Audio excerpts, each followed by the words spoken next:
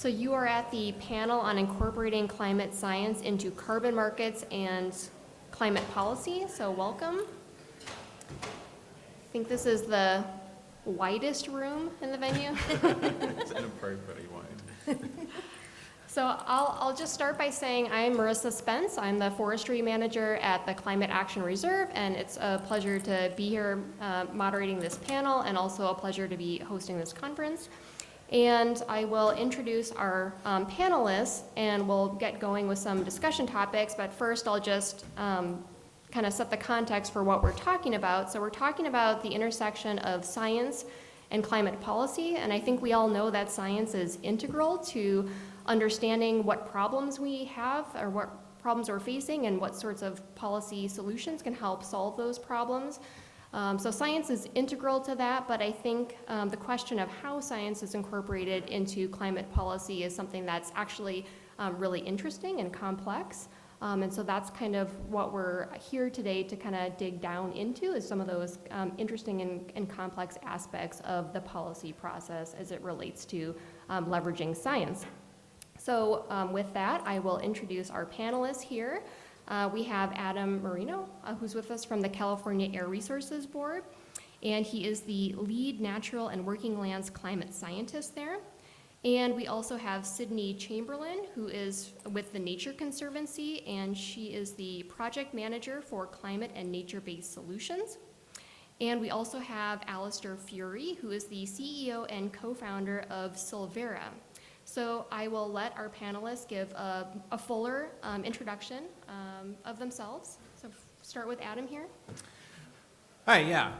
I'm Adam Moreno. Like Melissa said, I'm the lead natural and working lands climate scientist for the California Air Resources Board, and I'm sure everyone is aware, but California Air Resources Board does a lot of things, including, improving our air quality, but we're also the climate change planning agency for the state of California.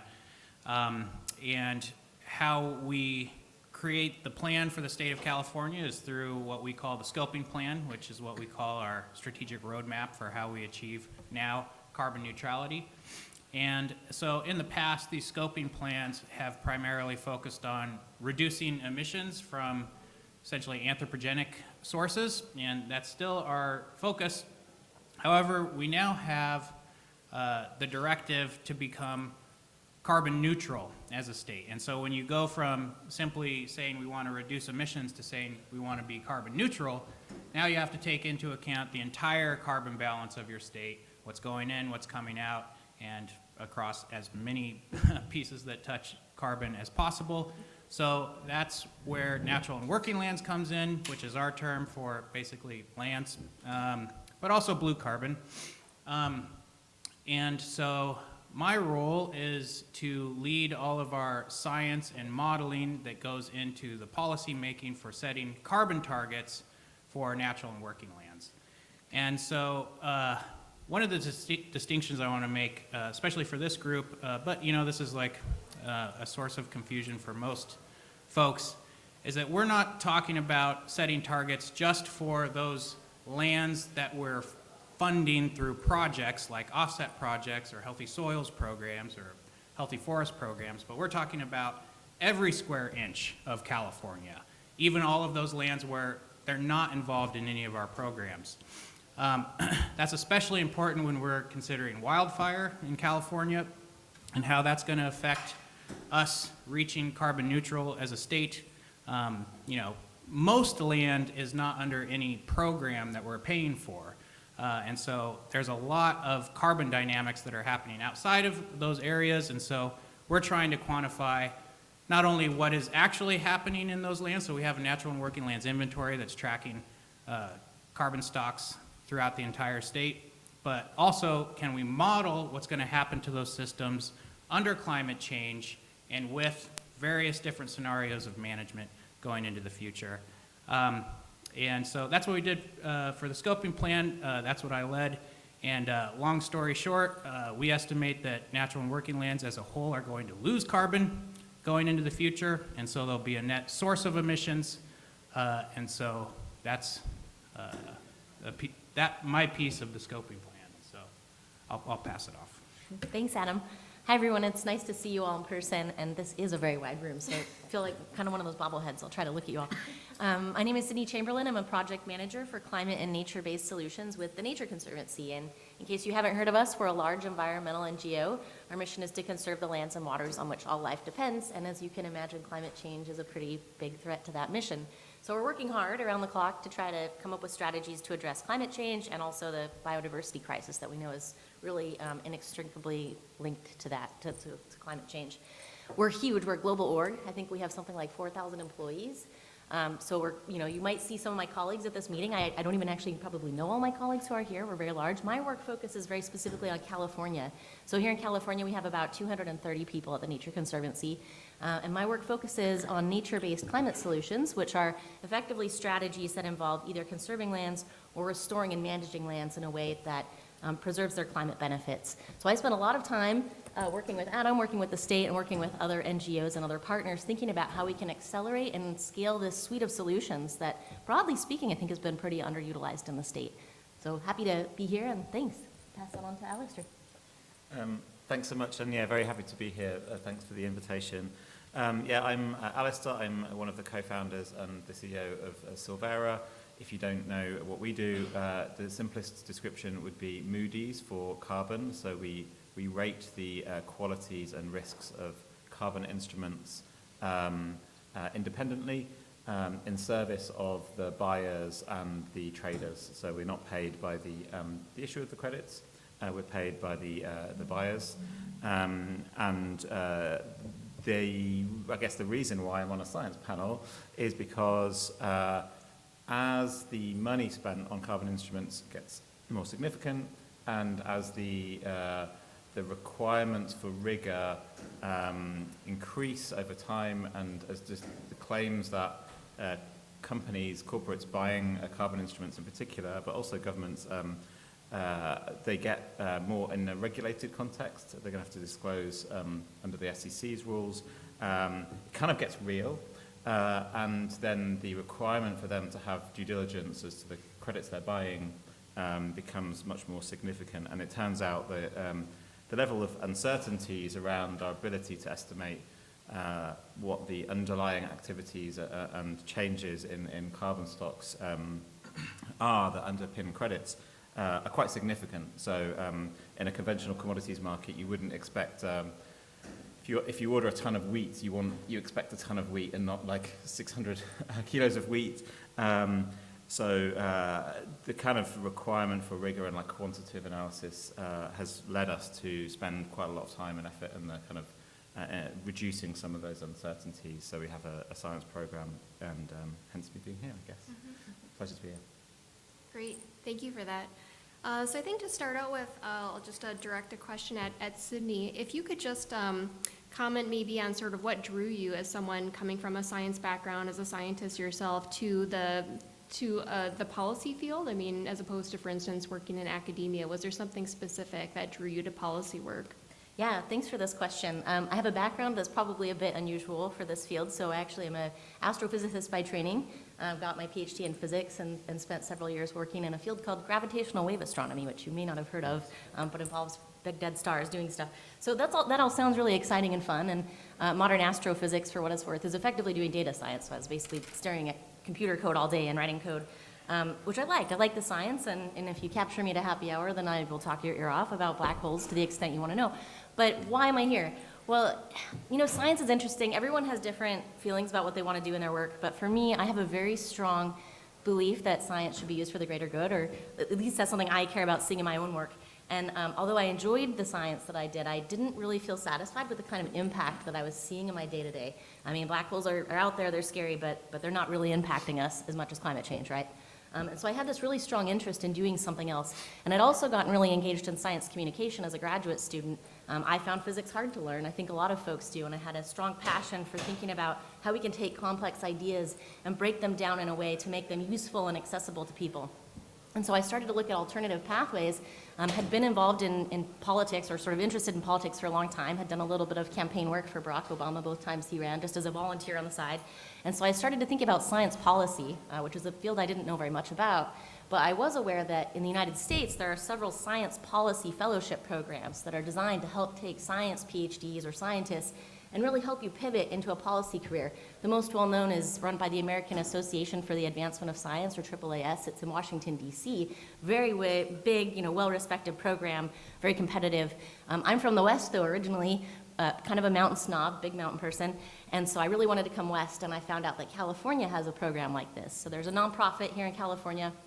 It's called the California Council on Science and Technology. It was created by the California State Legislature about 30 years ago, and their goal is to really provide policymakers in California with science. So they do a number of things like they'll hold expert advisory workshops or prepare briefings and reports to help support what the legislature and the agencies are doing. But one of the other things that this organization does is to run a science policy fellowship program. And every year they take 15 science PhDs across different fields and send you to work in the California state government for a year, either the legislature, the executive branch, or the governor's office. And so I had a really tremendous opportunity in being able to participate in that program. Came and did a month of policy boot camp, where they teach you the ins and outs of how policy works in California, or at least try to. And then I was assigned as a science fellow to the Senate Committee on Natural Resources and Water. So I spent a year working in the California State Legislature as a committee consultant, where my job was to really try to help decide for legislation that came to our committee if it was sound policy or not.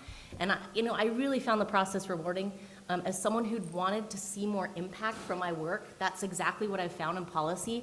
And one of the really unique things, I think, or one of the unique differences between doing science and working in the policy sector is the timeline. The time frames are very different. So as a scientific researcher, it wasn't uncommon to spend months or maybe even years, believe it or not, on the same project. You might spend 8 months or 2 years and try to produce a single paper, whereas in the policy world, you're talking about timelines that are very fast. In the legislature, you're talking about hours, days, weeks, and even in other arms of the government, things are happening fast. And so for me, I found that time frame to be very rewarding. So it's just good to know, hopefully for those of you who are scientists in the room and maybe thinking about policy, there are pathways to do this. And as we have this world with complex problems like climate change, there's really a strong need for folks who have that kind of science expertise who can help inform policy. So I'd encourage you, if you're interested, to take a look at these programs.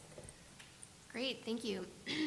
I think the next question I'll direct at Adam. And so one of the things that I think is so interesting about policy is just that it is fundamentally a political process, and it requires things like balance and pragmatism and finesse. And I wonder if you could comment on how you navigate that in the work that you do at ARB, so how you leverage science but considering the balance and compromise necessary to create policy.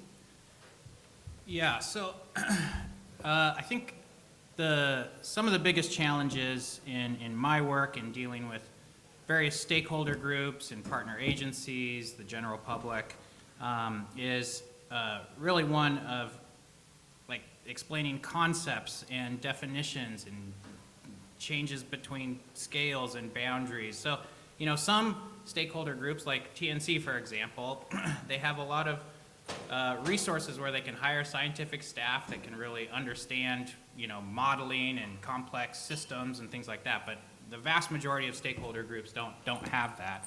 And so, ecological systems are extremely complex, and the models that we use to model them are also extremely complex. And so being able to explain those quickly, within 5 minutes to a non-technical crowd is challenging. But then also getting everybody on the same page is also challenging. So, for example, this point I made at the top that we are trying to count essentially every square inch of California, not just those just project benefits. Most people think in terms of projects because that's how the money goes, right? We fund projects, so people think about projects. And so a very simple way to include natural and working lands into your net zero strategy could be just aggregate up all of your project benefits. But that's going to artificially inflate the contribution that natural and working lands may have to your goals, because those projects will always show benefits, right? Because that's what you're funding. You're funding carbon benefits. But what about all of those lands that you're not funding? What about the cost of inaction? And so we're trying to get people to come along like, no, we're also counting all of these lands that we're not funding, which, like I said, wildfire, that's a big one. Agricultural land as well. There's a lot of ag land that we are not funding to do something different. We need to count their practices as well as the good practices that, or I should say the regenerative agricultural practices. And so how do I deal with it? Well, I'm still learning, to be honest. I don't know that I have it down, but I'm always trying out new analogies and, things. But, essentially just listening and repeating what they say and addressing their comments to the best of my ability in the most transparent way possible, whether they want to hear it or not, I guess is what I do. Whether it works, I don't know. Great, thank you.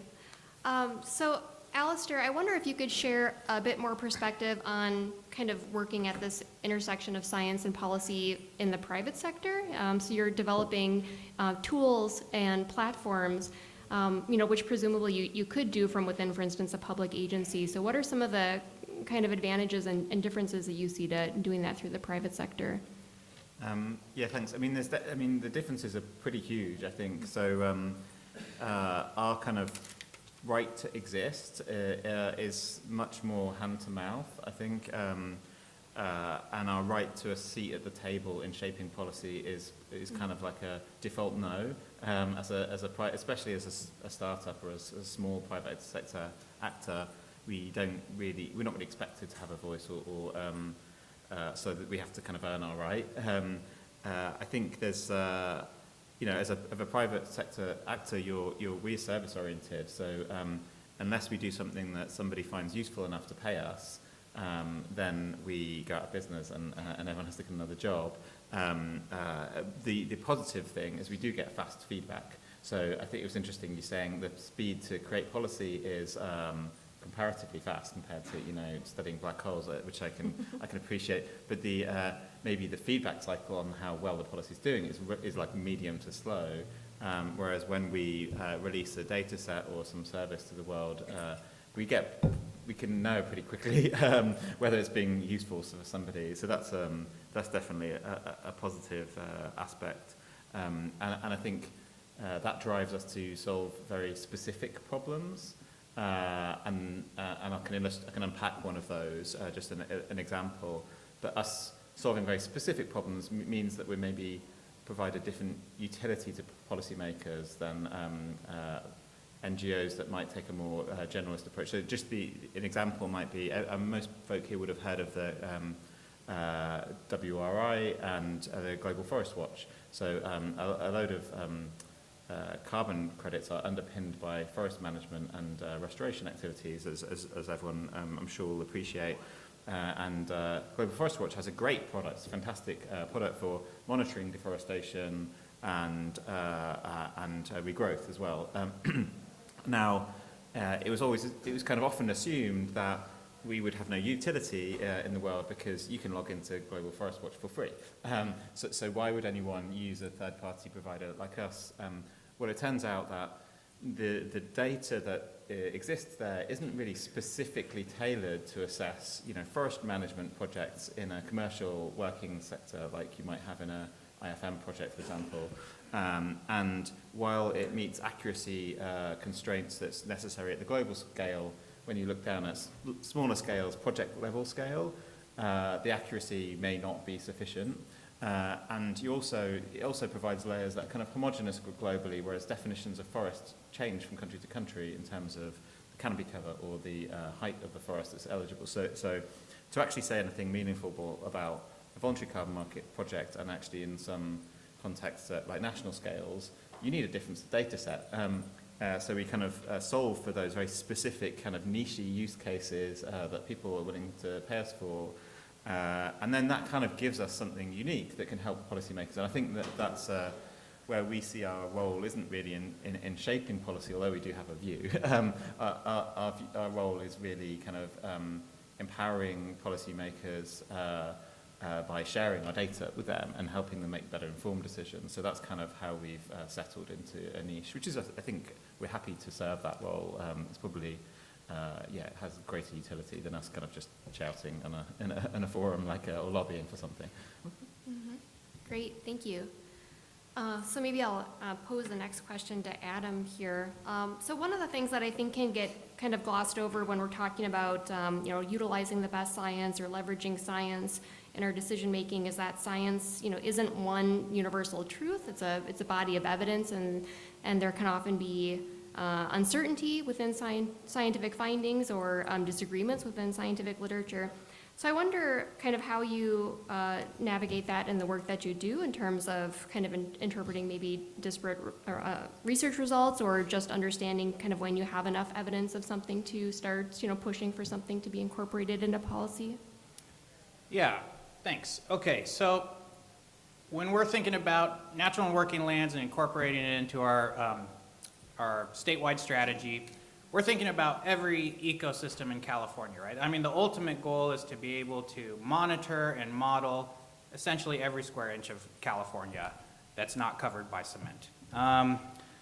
Okay, so the first thing is to recognize that every landscape and every different carbon pool will have different levels of scientific certainty about what's out there and the dynamics of how carbon works in those systems. For example, we can monitor above ground forest biomass carbon relatively easy nowadays.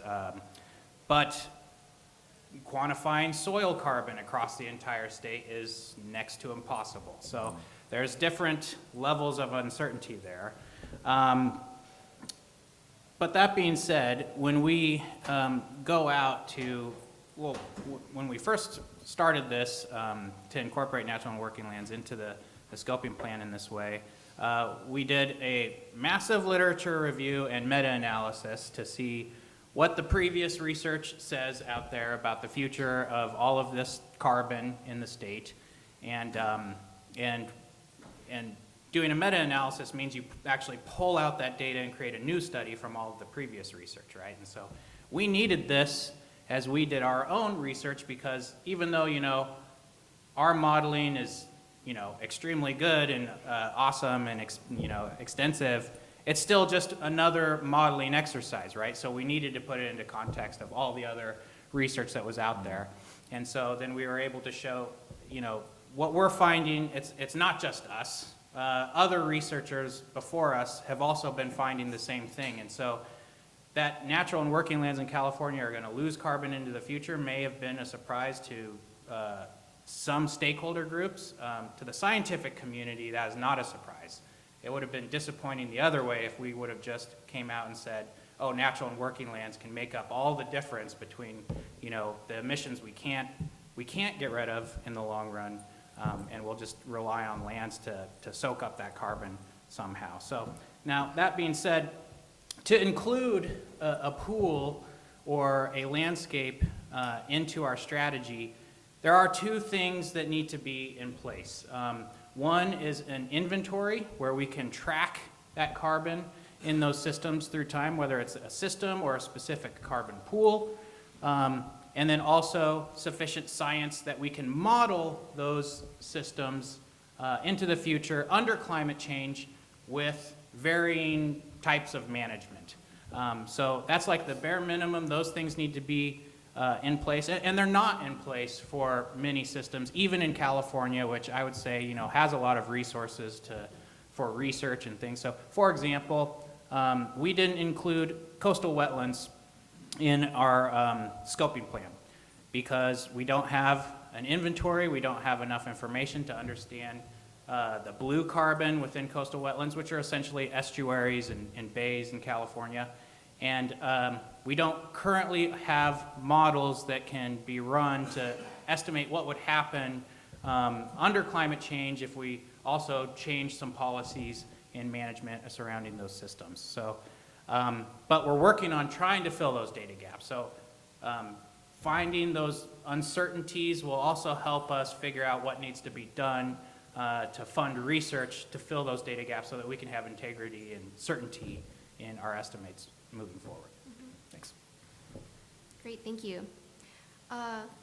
So Sydney, you mentioned that you had a background in communication, science communication, and communication came up in comments that Adam made as well.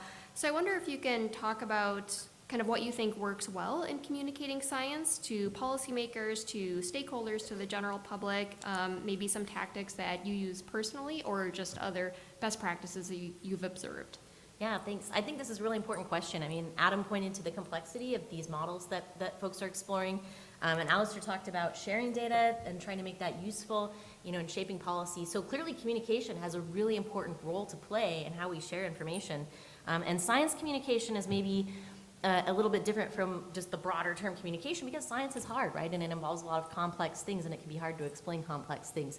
So my most fundamental rule of any kind of communication is to know your audience, and I think this is particularly true when you're talking about science, and it's certainly true when you're talking about policy. So you've got to know your audience first. If you're talking to the California Air Resources Board, you're going to tailor your message completely different than if you were going to go talk to a reporter at CNN or a school or something. So you've got to know who you're talking to first and foremost. That's probably the most important thing. And the other thing is when you're sharing complex technical information, you really have to know what does your audience know. And that can be really hard. You can't get inside someone else's head to actually see what they know. But you can probably guess, like I'm here at North American Carbon World, so I can guess that most of you are comfortable with terms like carbon and carbon sequestration. Whereas if I went up to a group of strangers in Target and started talking about that, they may not feel the same way, right? So knowing your audience is like this critical piece of figuring out how to tailor information really well. Beyond that, doing things like cutting jargon out of your words. So jargon is really tricky. It happens in every field. It happens in science. It happens in carbon markets. All you have to do is open up a protocol and start looking around and see all kinds of jargon in there. And jargon can be a huge barrier to sharing your message with someone.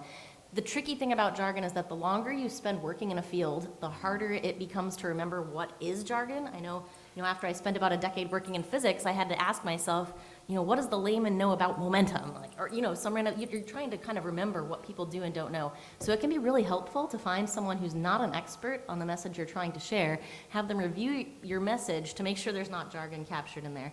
Another helpful tool is to use analogies and metaphors. Adam actually just mentioned analogies. One thing that you might have heard of working in the carbon space is thinking about the atmosphere as a bathtub, and sometimes we talk about filling up that bathtub, right, with carbon. And so analogies can be a really helpful way to share really complex ideas. So those are some of my general tools. I'll say, with policymakers, they're really kind of a special audience. Policymakers are probably some of the busiest people I've ever seen. They're juggling so many competing priorities. They're working generally around the clock. They're absorbing and trying to ingest vast quantities of information. I mean, for example, take your typical legislator in California. No matter what committee assignments they have, they're looking at legislation on a wide range of topics. They've got their constituents to think about. They've got politics to think about. So much happening. If you hand them a 300-page report, it doesn't matter how great your report is. They're not going to have time to read it, and neither do their staffers. And I think Adam could probably say that's true at state agencies as well. So when you're working with policymakers, the key is to really be concise. 2 pages, write a 2-pager. If you can't take your complex idea and put it into 2 pages, then you need to go back to the drawing board and think, how can I put it into 2 pages? Because that's as much time as a policymaker is going to have to look at your idea. And of course, you can have the 300-page report in your pocket so that once they're interested and they need to know more, you've got that information to direct them to. But when you're really just trying to convey the idea, you want to keep it short and sweet. So those are sort of my key strategies. And if you have other strategies in the audience, I'd love to chat with you after. Great, thank you. So another question for Adam here. So one of the things that I think is so interesting about policy is the need to balance multiple objectives. And just related to your work on forests and natural and working lands, I think when we think about the climate benefits that forests can provide, we're used to thinking about growth-based benefits, so sequestration, improved forest management and conservation. But we also know that forests are vulnerable to wildfire and other disturbances, and often kind of thinning or reducing fuel loads can be beneficial for the climate. So I'm just wondering kind of how you encounter that in your work in terms of shaping policy, but also in terms of communicating kind of those multiple benefits that forests provide. Yeah, all right. So when we're setting out our climate plan for the state, we're obligated by law to also consider the public health impacts and the economic impacts of our strategy. So it's not enough just to consider carbon, you got to consider these other things as well. However, for natural and working lands, when we went out to set out the process for setting a target, we didn't start with a carbon target and figure out what management we needed to get to that target.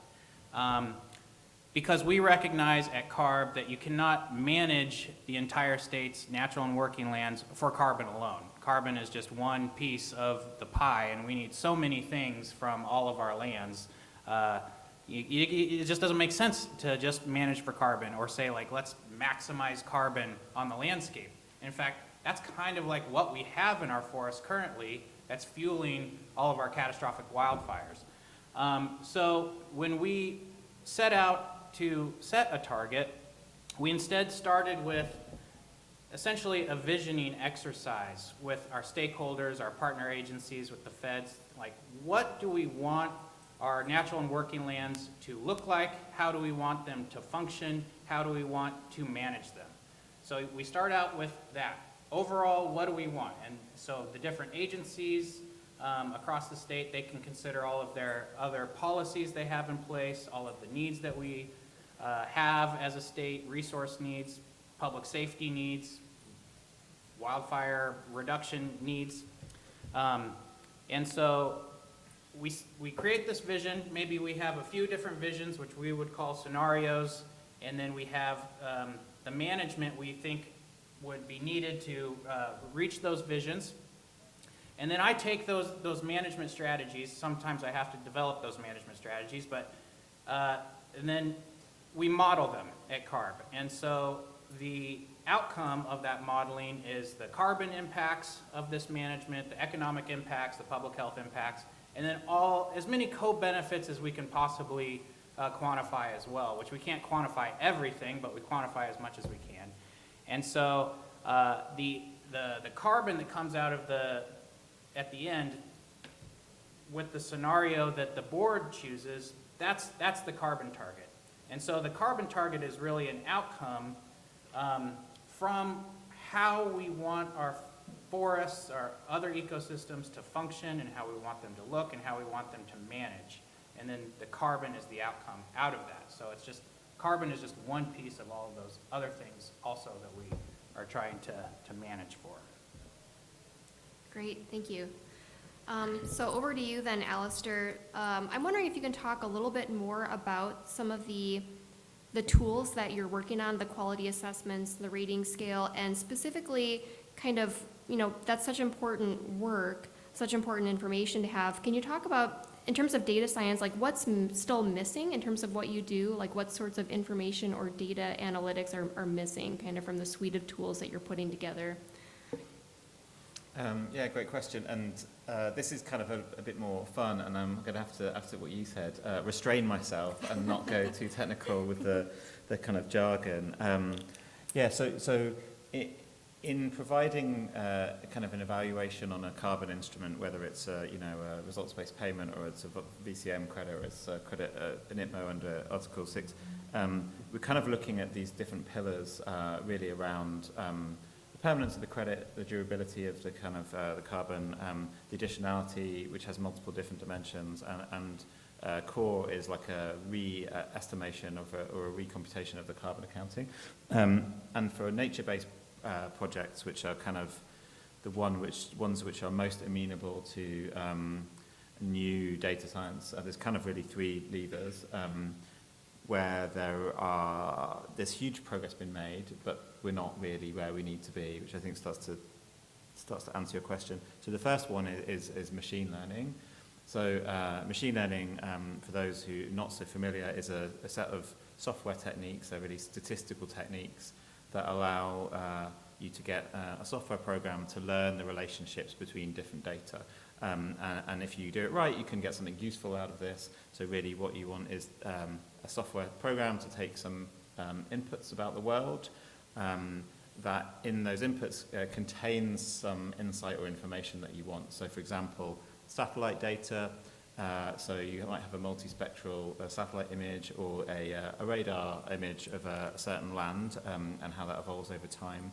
But you don't really want the pixel value. This is red, 144 intensity. What you want to know is what's the height of the trees, or you want to know the species mix, or you want to know something about the management practices in an agricultural system. So machine learning approaches are showing huge promise to fuse these different types of data. That would be, LiDAR, radar, multispectral data, even information about roads or where the location of sawmills might be, this kind of thing, and then very scalably produce a very accurate estimate of the properties of the world you're trying to monitor, and then that allows you then to say something about the additionality of the credit. If you're looking at maybe agricultural management practice change, are the farms where the credits are being originated from actually just applying the same changes of agricultural practices as everywhere else, in which case there's a question about the additionality. So it helps you to answer these very specific questions about the world. And they offer the ability to solve some of the challenges that we have in the sector, for example, baselining and counterfactuals, where folk who maybe saw the recent press from The Guardian around calculating deforestation risks and pressures. Well, actually, machine learning probably, the early indications are that they can radically, those approaches can radically improve on the conventional approaches for estimating those risks. And I'm going to try not to go into too much detail on the second couple of points, but those machine learning approaches are only as good as the data that you use to train and validate them. So the assumption is it's often like you need some new satellite or some very high resolution data, but actually what you really need is very accurate data as to what exists in known places on the ground at known times. So this is where some of the uncertainties around the traditional ways of tracking biomass, whether above ground in forests or below ground, which is a huge challenge. I totally agree with Adam on that. Come into play. So calibration validation data is the single bottleneck for having deploying the machine learning at scale. The machine learning is there, most of the Earth observation technology is there, but the CalVal data is like is a huge bottleneck, and that would be like very accurate, very large extent with a high resolution. So like what you'd want for soil carbon, for example, is like a perfect knowledge in 1% of the farming system with a 3-meter spatial resolution, perfectly accurate, and a load of the other soil properties there as well. That would be what you'd want, and then you could train your model against. That doesn't exist, unfortunately. So that's the bottleneck. And then once you've solved that, then you can start to think about new Earth observation techniques. So we've already been talking to satellite providers. Like you can build constellations that will do extraordinary things. 10 centimeter 3D star radar, tomographic star using kind of medical imaging techniques is totally possible. But there's no point in doing that until you have the calibration and validation data from the ground. So those are the kind of the three missing links.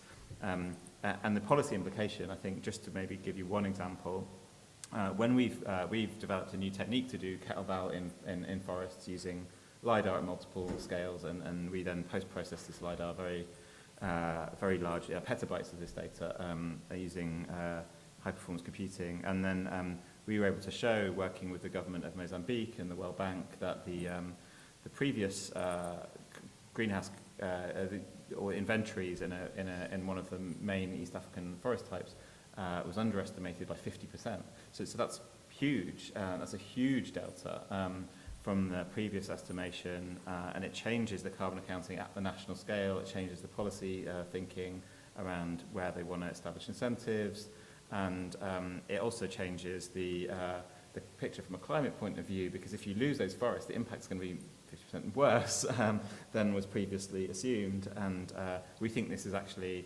the early evidence is you're seeing this in most of the natural primary forests, managed forests and monocultures not so much, but primary diverse forest tends to be very underestimated, the biomass in those, which is there's even more rationale to protect those, but there's the climate impact of continued loss of those is like pretty terrifying, frankly. There's loads to do, but already the techniques I mentioned about are already kind of providing insights that are relevant from a policy perspective. Mm-hmm. Great, thank you. Sydney, I wonder if you could comment on what it's like to work on policy from the perspective of a large NGO, and also you had mentioned kind of at the start of our hour the value of multiple perspectives. So kind of along with that, what are some of the other maybe stakeholder perspectives that you engage with, for instance, like commercial agriculture, and what's that like? Kind of how do you find common ground? Yeah, that's a great question. It's pretty dynamic working on policy for a big NGO, and that's true because there's a lot happening all the time. It's both true from a policy standpoint. Every year we've got new legislation coming out. We've got policy that's being implemented on the ground. There's new science, and Allister just talked about some of the science. These advancements are happening fast. And so there's really a lot to keep track of. And to some extent, a big part of our work is to keep an ear to the ground and honestly just track and understand what's going on. And so to that extent, we spend a lot of time meeting with folks in the state. We keep in touch with legislators. We track what's happening in the legislature. We meet with Adam's team, with state agency staff. We go to state workshops and meetings where we have an opportunity both to learn about how policy is being implemented and also to provide input and try to learn how we can be helpful in informing those policies. So it's really a dynamic, always changing kind of condition, that we work in. And in terms of who we work with, we really work with a very wide array of stakeholders. So we've got academic partners, we've got private sector partners, we've got other NGOs that we work with, and it looks a little bit different in every case. So, academic partners, we're often working together to help drive new science. And so, for example, my team last week released a new policy brief with UC Santa Cruz, where we were trying to quantify the flood risk reduction benefits you get from salt marsh restoration in the San Francisco Bay Area. So, there's an example where it's easy for us to find common ground because researchers and us, we really want to understand the same scientific question. And then there are private sector partners. So one of the teams I'm on, we're working with a private sector partner from the insurance sector. I work a lot on nature-based climate solutions, and one of the great things about these solutions is that in addition to mitigating climate change, they often carry co-benefits that can reduce risk of harm to people and to nature. And so we're working to try to understand how to quantify those risk reduction benefits, and we've been tackling a project up in a town called Paradise where there was a really devastating fire several years ago. This town's been rebuilding, and we're exploring this nature-based approach that we call the wildfire buffer to encircle the community. And how do we find common ground with a private sector insurer? You might wonder, they're a very different organization from the Nature Conservancy. So we have completely different missions, different structures, different goals. But how do we find common ground? Well, for them, they're interested in understanding the future of the insurance industry in the Sierra Nevada, where wildfire is a huge problem. And for us, we're interested in protecting and preserving nature, and we know that these wildfire buffers can help keep development concentrated, protecting people on the inside of sort of this area, and protecting nature on the outside, and providing opportunities for good fire. So there are always places to find common ground. With our NGO partners, you might think that's the easiest place to find common ground. We work a lot with, I'd say there's a coalition of about 15 to 20 NGOs we work closely with in California in the natural and working land sector that Adam's been talking about. And we meet regularly, at least every other week, to sit and talk about things.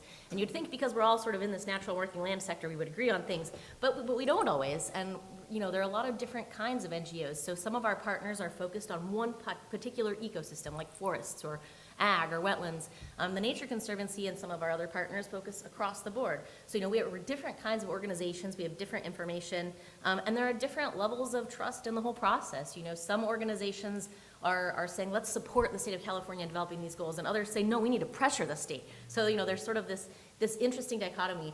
And actually last week we just had an in-person 2-day workshop with almost 30 NGOs in the natural and working land space to sit down and kind of figure out how do we align ourselves. This was exactly the question we were trying to figure out at this workshop, which some of you in the room are at. How do we find common ground so that we can be helpful to the state in achieving this goal of carbon neutrality? And it's hard, we don't always agree on things, but I think one of the neat things about having diverse opinions is that we're trying to solve what are fundamentally very hard problems. When you want to develop a good solution to a hard problem, it's best to have as much information as you can. And so by bringing these diverse viewpoints to the table, I think we can be a bit more effective. And so one of the outcomes of this workshop, for example, is that we've all been thinking about how to set targets, and Adam talked about this target setting process that California is doing. So we need to set a target for the natural and working land sector. And we have kind of these subsectors of the natural working land sector. There's forests, there's wetlands, there's urban forests, there's ag. And we've kind of been thinking about it as a one-size-fits-all. And one of the things we realized as we tried to find common ground in this workshop last week is that maybe there is no one-size-fits-all approach. Maybe we need to set targets differently for the forest sector than we do for wetlands. So those are the strategies that we're using, but to some extent we're still figuring it out. But it's a very exciting space to be in. Excellent. Well, this has been really fascinating, and at this point, I'd just like to open it up for questions, make sure we can kind of hear from everyone in the audience. Yes? I want to ask about how you guys deal with uncertainty, but obviously there's a lot of uncertainty, measurement uncertainty, but different kind of uncertainty, and that's the uncertainty caused by trying to develop policy and programs in a changing climate. So, I mean, I think a key example is our capital force protocol in 2010 or whatever it was, and 7 years later, we had a fire, and it seemed like we went through a phase change in the fire regime, and that may affect the appropriate amount of carbon put in the reserve, and in a buffer. So, and it seems that for each of your work, there's challenges in terms of developing a forecast of natural working land carbon storage over a 30, 40-year period when the climate is changing, or figuring out what kind of lands to protect and how, when the ecosystems are changing, or giving a guide to, purchasers of what the risks are when the climate is changing. I just wanted to get, also had some thoughts on that issue. I'll just recap quickly into the mic. So the question is how they deal with uncertainty, but especially in terms of changing climate. So maybe, can policy be dynamic in response to that? Yeah, I'll jump in real quick. So yeah, thanks for the question. There was a point I wanted to make earlier that, yeah, okay, there's always going to be some level of uncertainty in our input data, in our models, in our outputs. But no matter the level of uncertainty, we have to do something. So what we do is we use the best science that is currently available to us. If it doesn't meet our minimum standard of can we track progress and can we, model it into the future with some level of scientific certainty, then we don't include it. But we do our best to try to get something that we can track progress and we can model it into the future, and then you act, and we have to act. That's another piece of this too, is that the actions that we take shouldn't be limited by our modeling limitations and the uncertainty in the modeling. The modeling's great, and hopefully that can help inform all of our policy, but there are a lot of no regrets actions we can take. There are a lot of actions that simply just cannot be modeled, and it doesn't mean we shouldn't do them. You do them and you step into it. So maybe you don't just throw $20 billion at a practice that's untested in the past. So maybe you start with some demonstration projects and gradually ramp things up that are uncertain, but you still act whether there's uncertainty or not. I guess to build on that, I think one of the strengths that NGOs can bring to the table is doing this, having demonstration projects and really helping to inform, as the science evolves, as we're seeing the impacts of climate change, we still need to act, right? And so as we go out and do that and we have projects on the ground, we're able to learn from them and adapt in real time and then share that information. I don't think the uncertainty around it really changes what the Nature Conservancy is doing. I mean, fundamentally, we care about restoring ecosystems and creating a habitable planet, one where people and nature can thrive together. And yeah, there may be uncertainty in carbon pieces of that, but we think that by going out and restoring a system, you're going to get benefits. And so it's worth doing the work, and we need to learn as we do it, but we can do that learning, and then we can share that information with the decision makers who can change policy. I mean, it is a good question, and I totally agree that we shouldn't be paralyzed by uncertainty. Absolutely not. And you can be very confident directionally, even if you're not that confident about the exact specifics on the quanta. And then over time you seek to resolve the uncertainties. On your specific point around climate risk, there are tools to solve for that. So we, in terms of forest risk and climate, forest risks relating to fire, we'll look at fire trends over time. We ingest the outputs of the CMIP6, which is like the kind of the state-of-the-art climate models, and then apply them to different natural systems. The natural then evolution. Fire is the principal cause of loss, you'd see, but you also see pests, and increasingly as climate change plays out, you're going to see mortality, just like the trees dying, because you're moving outside of their moisture and temperature ranges. But that's actually to a pretty strong degree quite quantifiable, because you can look at those values. The modelling is pretty robust on the climate side. So the tools are there, the data's there, but we shouldn't let the fact that we don't have perfect knowledge stop us. I think we're all in agreement on that. Great, thank you. We have time for a couple more? Yes. Thanks so much for your presentation. I'm trying to grow up there because in Alberta, where I'm from, our forestry lands are public lands, and our range lands are private lands. So the provision of ecosystem digital services and willingness to accept compensation for those goods and services is often done by farmers. So I'm wondering about market-based initiatives. So does the nature conservancy and this is auction? We're in this market with a very, very market-centered kind of concept. Do you marry the public's willingness to pay for certain pieces of services to the work that you're actually, for the preservation of some of those to conservation? That's a really interesting question. I'm just trying to make sure I understand it all. Carbon markets are a really important tool for accelerating and expanding what we see as nature-based climate solutions, and one of many tools, right? Not the only one. So I'm not quite sure I understand your question. You're saying kind of how do we... How do you expand markets into other ecosystems? Oh, that's a great question. Yeah, not just carbon.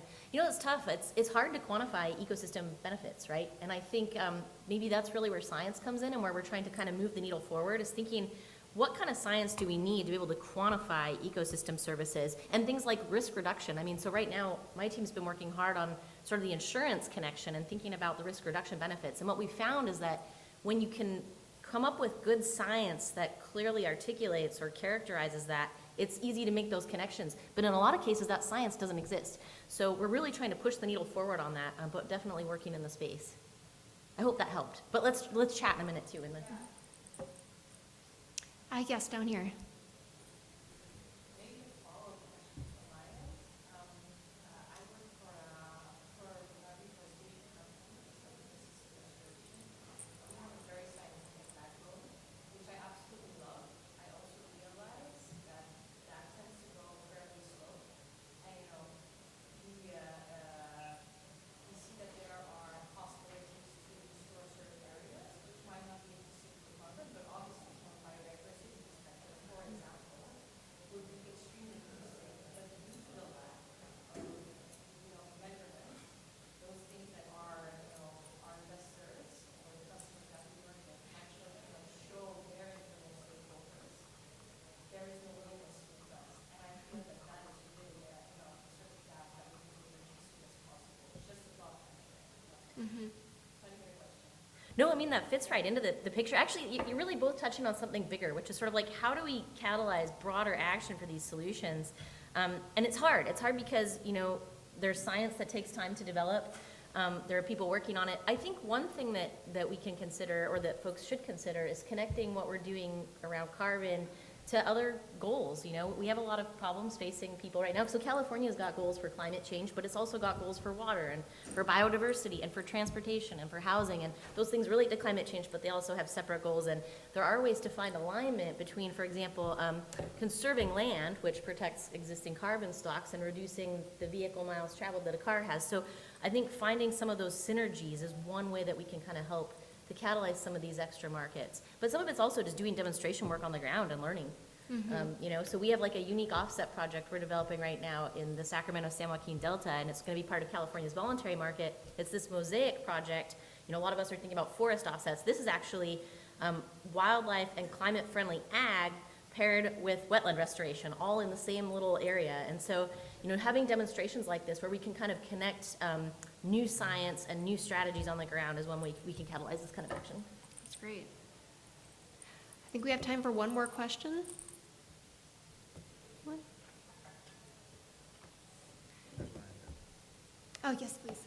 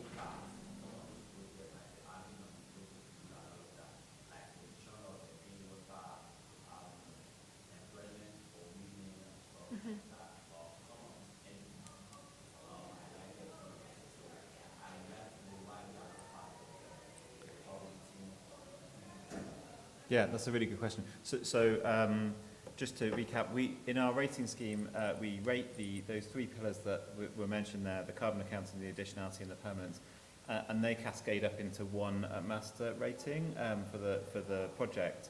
And then we do a co-benefits rating, which is, we'd say it's a sidecar rating, so it sits next to the main rating. And there's a question, why don't we include the co-benefits in the carbon rating? And it's basically because the rating is really around carbon.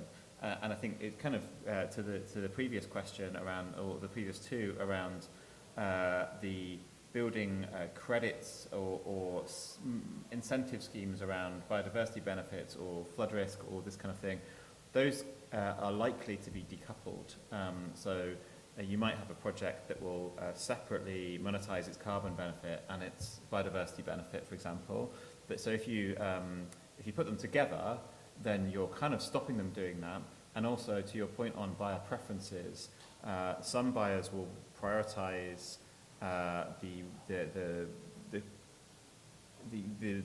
certainty of the CO2 benefit above everything. So they're like, I'll pay for a direct air capture project where there's a valve measuring the CO2 going into the ground because I want to be 100% sure, and they won't ascribe any value to the an education, socio-economic outcome or an environmental outcome. And other entities have a more of a balanced view where they'll say, we want to deliver those co-benefits and the carbon benefit in one in one credit. So by splitting the carbon rating and the co-benefit rating, you allow the buyer to take their own view rather than forcing their hand, and then the weighting is kind of is hidden, and they may disagree because they just have a different policy or a preference. So the idea is like you want to give the buyers the information they need, and then they can weight the information appropriately. So that's the rationale. Great, thanks. Well, let's give our panelists a round of applause. And thank you for joining the session today. So that concludes our panel discussion. Thank you.